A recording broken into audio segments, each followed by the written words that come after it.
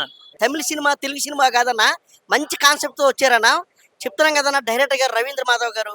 అబ్బా! ఆయన ఎన్ని సినిమాలు చేశారో నాకు తెలీదు గానీ, ప్రతి షాటు, ప్రతి ఫ్రేము కూడా ఉన్నది చూపించాడన్నా.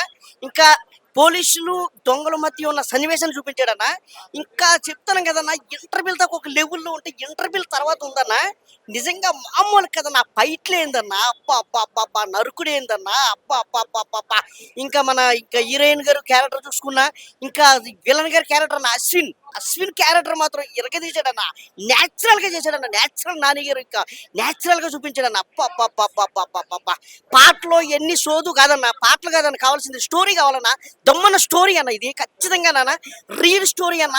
ఓ పల్లెటూరులో జరుగుతున్న, ఓ సిటీలో జరుగుతున్న, లేకపోతే ఒక మండలో జరుగుతున్న స్టోరీ, మన కళ్ళ ముందు జరుగుతున్న స్టోరీ చూపించాడన్న. సినిమా మాత్రం చాలా బాగా చేశాడన్న. ఖచ్చితంగా థియేటర్కి వచ్చి చూడండి అన్న.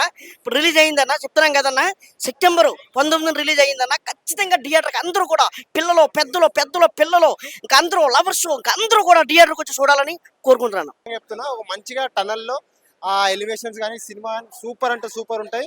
ఆ హీరో కాన్సెప్ట్ బాగుంది, హీరో యాక్టింగ్ చేసిన విధానం కానీ బ్యాక్గ్రౌండ్ మ్యూజిక్ కూడా బాగుంది. లవణ్య త్రిపాఠి గారి ప్రజెంట్స్ కూడా బాగుంటుంది సినిమాలో. నిజంగా బాగా అంటే బాగుంది, సూపర్ ఉంది టనల్ సినిమా. Thank you.